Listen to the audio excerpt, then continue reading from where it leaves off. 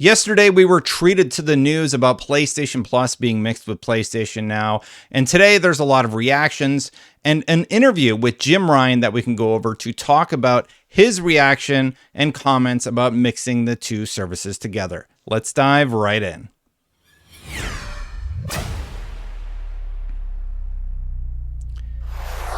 Thank you so much for watching, everybody. Hit that subscribe button, hit that bell to know when these videos go live. So I was the first thing that brought my attention to this was a tweet from MBG who said, Game Pass is not the future of gaming. PlayStation, Sony made a very clear statement today. Make no mistake about that.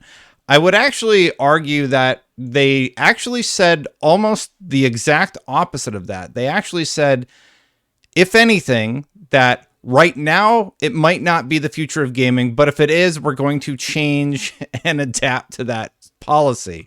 Here's the actual part of the interview that is being referenced. Even if your game doesn't have microtransactions, Xbox believes that subscriptions combined with streaming is the key to finding new console players. Ryan's perspective is a pragmatic one, and PlayStation's current position on this is entirely subject to change. The way the world is changing so very quickly at the moment, nothing is forever, he tells us. Who would have said even 4 years ago that you would see AAA PlayStation IP being published on PC? We started that last year with Horizon Zero Dawn and Days Gone, and now God of War, a hugely polished and accomplished PC version of that game. And they're doubling down on PC ports of the game. So he even admits that in the past they have said things about PC development. Who would have even said 4 years ago that you would see AAA PlayStation IP being published on PC? That is the quote, right? They didn't believe it, but now it is an entire branch of their business. So today they're coming in again and saying, look, I don't want to say anything set in stone, and I'll continue on. We've had great critical success and great commercial success, and everybody has made their peace with that happening and is completely at ease with it. I look back 4 years and I think nobody would have seen that coming. So I don't want to cast anything at stone at this stage. All I'm talking to today is the approach we're taking in the short term. The way our publishing model works right now, it doesn't make any sense, but things can change very quickly in this industry, we all know. So to go back to the original tweet from MBG, I think he's excited about the news about PlayStation Plus and PlayStation Now mixing together, but I don't think at all that Jim Ryan is saying that Game Pass is not the future of gaming. If anything, he's saying it might be, and we're keeping an eye on it to see what happens. And then this morning, if you take a look at the growth comparatives that Robert Serrano made in a tweet today, number of subscribers worldwide of PlayStation Plus and Xbox Game Pass as of January 2022. He points out that the growth trend for PlayStation Plus has only been 15.6%, while Xbox has seen a 150% growth trend. Sony's online service suffered a loss of subscribers between March 21st and December 21st, while Microsoft's is always growing. And these are just Xbox Game Pass numbers versus PlayStation Plus numbers. A lot of people have called out Robert Serrano for not using Xbox Live numbers, but he did point out that those numbers are not available for January of this year. So just looking at these comparatives, I have a book called Comparatives, so I've been using that word in the last two videos. It has a parrot in it, and I read it with my son. So it's like, rah, I'm cold. Rah, I'm colder. Anyway, I'm going off on a tangent, but I think about that every time. Anyway, lost my train of thought there. Yeah, so big growth trends for Xbox Game Pass. PlayStation Plus has seen less growth, and they actually had a little bit of a loss, according to Robert Serrano here. So I have to imagine that this mixing of PlayStation Now, which has been consistently mired and sort of controversial brand that some people like, but most people haven't really latched onto yet, with merging that with PlayStation Plus, I think it's a really, really smart move. And I think that middle tier is the sweet spot if you do choose to subscribe to it. I don't think they've given us the value proposition for that third tier yet. And another person who has an MBA sort of tweeted something about it that I thought interesting. The hot takes that say PlayStation can't put their games day and date on a service because they need to sell copies to generate revenue are grossly ill-informed about subscriptions, margins, and service revenue operations. The argument further goes out the window when one simply proposes Sony had one more tier called Extra Premium Max, which commanded a fee of $18 to $22, as an example. Well, that sounds ridiculous. It could have been being a platform for Sony to measure acceptance at that level. The idea that Sony can't fund their games without traditional sales is simply incorrect. The reason Sony didn't place day one PlayStation games on the service is because they have no faith in the upper tiers. Those tiers are heavy margin plays for the most dedicated fans. So this Twitter person is basically saying that they are putting the most premium thing out there. And honestly, I think it's one of their worst value propositions so far. They haven't done a good job of selling that upper tier, and they need to do a little bit of work there. The mid tier, though, I could actually see the value proposition. They didn't use the upper tiers of PlayStation Plus to expand the business or even drive a bigger subscriber base for that matter. The upper tiers of PlayStation Plus are a heavy margin play for costed products that are already absorbed by current business revenue. I can't really blame them for driving a higher margin model. That's how you make money. I get it. The challenge for Sony longer term is adapting to market and consumer preferences. They've slowly accepted PC, as I pointed out earlier in the video, but it's going to take longer in the subscription realm, apparently. The traditional sales model will never change. The model will always exist. Driving revenue through alternative models should always be on the table, assuming it doesn't have server cost or market restrictions. Sony and Nintendo are a lot alike in their resistance to change. It's just some stuff that I found a little bit interesting. Sony doesn't seem ready to adapt to every market trend right now. And if you look at Robert Serrano here, you start looking at how much Game Pass is growing and the trajectory that they're on versus PlayStation Plus. A 15% growth and 150% growth are two very different things. And it's very easy to look at those and say, okay, clearly Xbox Game Pass is doing something right. Will that growth continue? I bet Sony is keeping an eye on that also. Let's dive back into the Jim Ryan interview really quick and talk about what he said for the new PlayStation Plus tiers. We feel like we are in a good virtuous cycle with the studios. I've also seen this floated around a lot. This is about new first-party games at launch day and date, right? We feel like we are in a good virtuous cycle with the studios, explains PlayStation CEO Jim Ryan, where the investment delivers success, which enables yet more investment, which delivers yet more success. We like that cycle, and we think our gamers like that cycle. In terms of putting our own games onto the service or any of our services upon their release, as you well know, this is not a road that we've gone down in the past, and it's not a road that we're going to go down with this new service. We feel if we were to do that with the games that we make at PlayStation Studios, the virtuous cycle will be broken. Virtuous cycle sounds like a band name. I don't know why. The level of investment that we need to make in our studios would not be possible. And we think the knock-on effect of the quality of games that we make would not be something that gamers want. Well, when you see 150% growth, though, I have to imagine that PlayStation does need to figure out a way to offer their gamers the best value they possibly can, right? They stand by the AAA model of having these amazingly polished, fantastic games, and it's working well for them. I have to wonder, though, if they don't adapt in some way. Maybe this new merger of PlayStation Plus and PlayStation Now is going to be it. But if they don't adapt in the near future, is this going to work long-term for them? And that's why they're taking a wait-and-see approach. And right now, he's put his flag in the ground and said, no, we're going with the traditional AAA route, which we've done for years, and we're not ready to adapt yet. So time will tell if that ends up paying off for them or if they end up changing their tone. The way the world is changing so very quickly at the moment, nothing is forever, he tells us. Who would have even said 4 years ago that you would see AAA PlayStation IP being published on PC? Let me fix that real quick. My son likes to ring the doorbell. Sorry.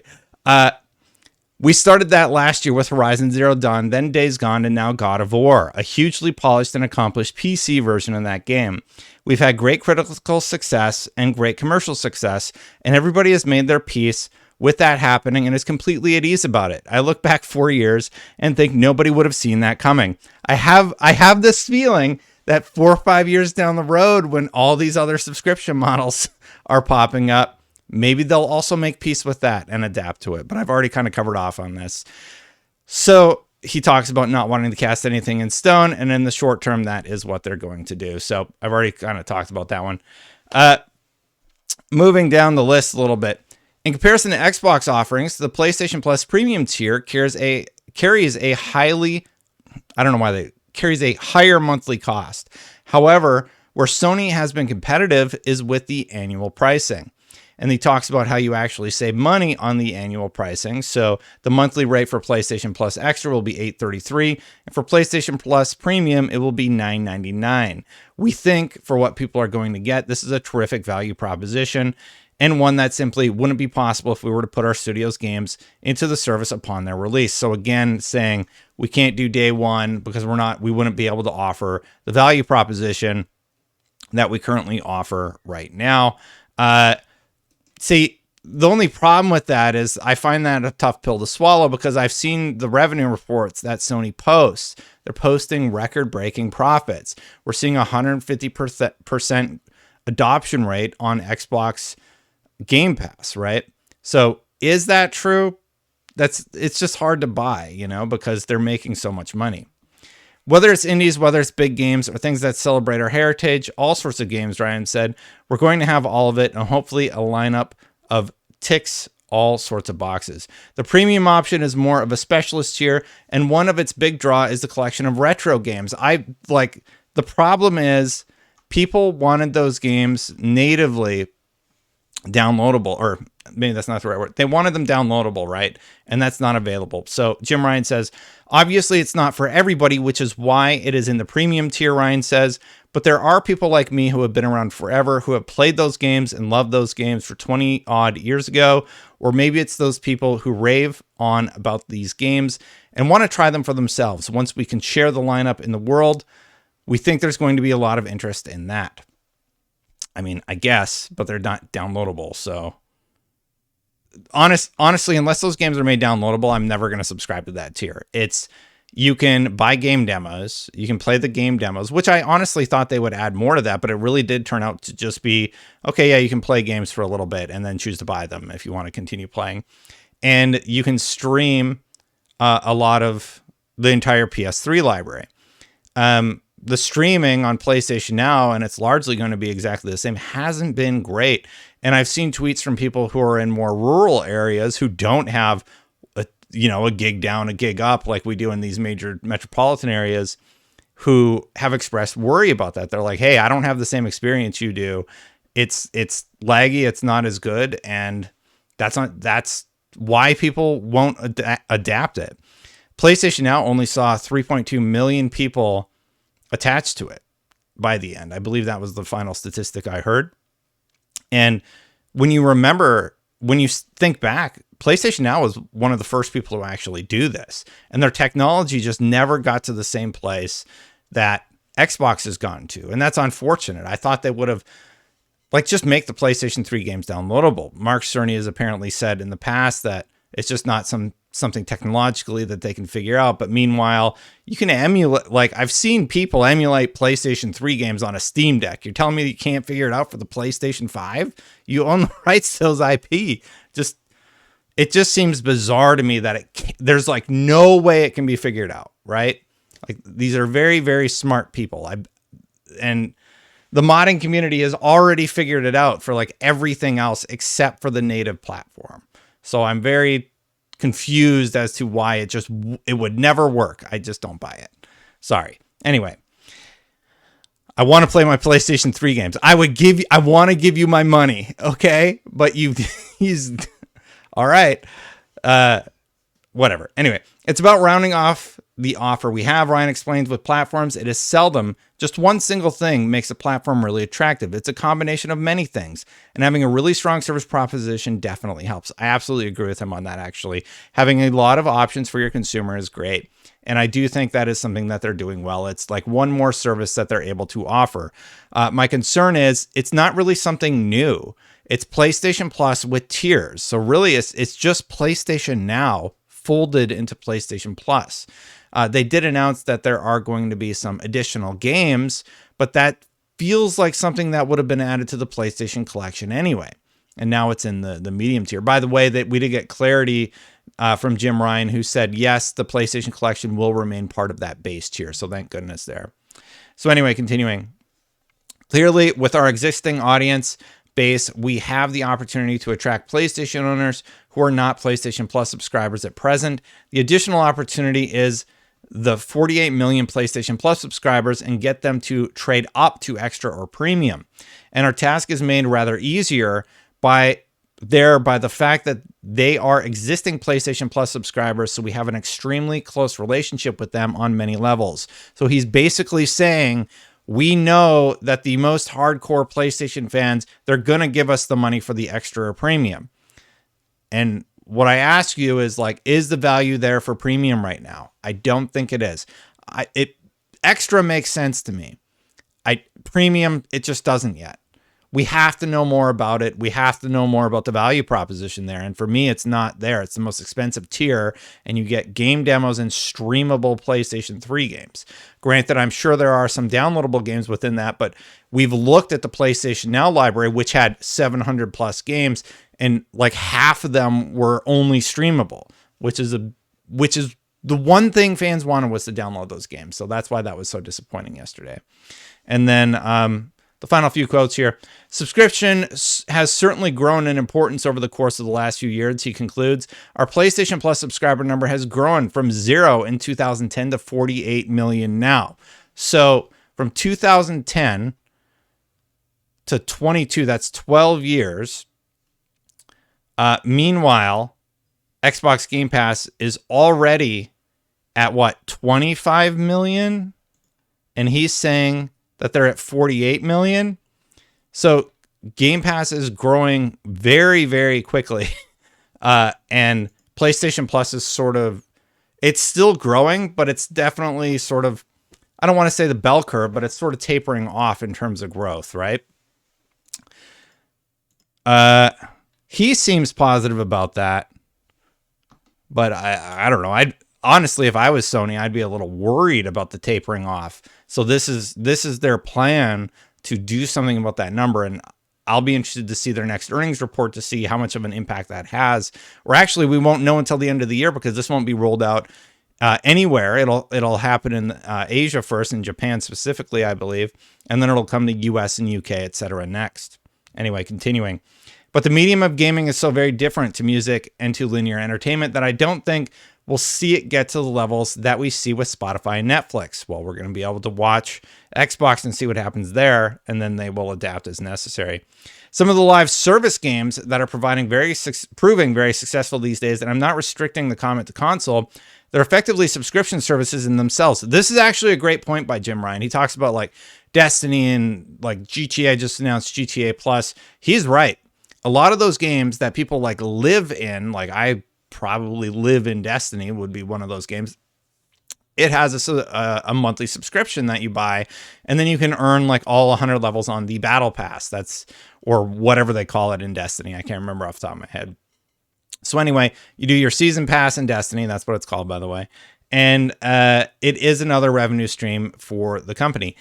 And the reason that they bought Bungie is because I think Bungie has done it better than most companies, and they want to do that in more of their games. So they're not going to bring you day one games, but he's alluding to the fact here, I believe, that they are going to be doing more live service games. So I think we're going to see that more and more on the Sony platform as the future unfolds for us. And they're very much tailored to the needs of the gamer who loves whatever game they spend hours and hours with, month after month after month. That phenomena of the live service game that has, in a very large part, fueled the enormous growth in the game industry that we've seen over the last 10 years, I think that trend towards live services will continue. And if you look for a model in our category of entertainment, which supports sustained engagement over a long period of time, live services games arguably fit that bill better than a subscription service. But it's all about choice. There are obviously many millions of people who are happy to subscribe to PlayStation Plus. We offer them that option on the platform, and we think that we are offering a significantly improved option with the changes we have made equally. If people want to play Fortnite or Call of Duty or FIFA and have their sustained engagement that way, that's fine too. Nobody is obliged to do anything. So going back to what he says, which supports sustained engagement over a long period of time, live service games arguably fit that bill better than a subscription service. Unfortunately, one of the first forays into that territory for Sony was, you guessed it, Gran Turismo 7, and we all have seen how that unfolded. It was largely disastrous. They pushed people towards microtransactions. The community was pissed off. They had to pull back their positioning on it, make an apology, patch the game so that players could get 1 million credits, and I believe they adjusted some of the rates. I still have that tab open. I want to do a video about it. And I'm still playing Gran Turismo, but honestly, it really sours what is otherwise a great gaming experience. And it's unfortunate because those developers clearly care a lot about cars, but the game leans so heavily towards microtransactions. And the fact that when it goes offline, you can't do anything but arcade races and you don't earn anything for those races. It's just ridiculous. There is no reason that it needs to be that way. There's absolutely no reason that you need to take off the single player components. Like, I could work on my cafe book. I could tune my cars. I could do customization with my vehicles. There's no reason that needs to be pulled offline during server maintenance. It just doesn't make any sense. So their first foray into it has not been great. Seeing I've already gone 21 minutes, I'm going to save this Famitsu article with Jim Ryan, who also talks about a few other things about the service, for another video. I'm going to get out of here. Let me know what you think about all the stuff that we discussed today. Thank you so much for watching. My son wants to play, so I got to get out of here. Hit that subscribe button, hit that bell to know when these videos go live. Thank you so much for watching. If you want to become a member, memberships are turned on. Thank you so much to all of the members that support this channel. I greatly appreciate you. If you want to become one of those, you can click that join button right down there. I'm going to get out of here. I'll see you for the next one. Bye for now, everybody.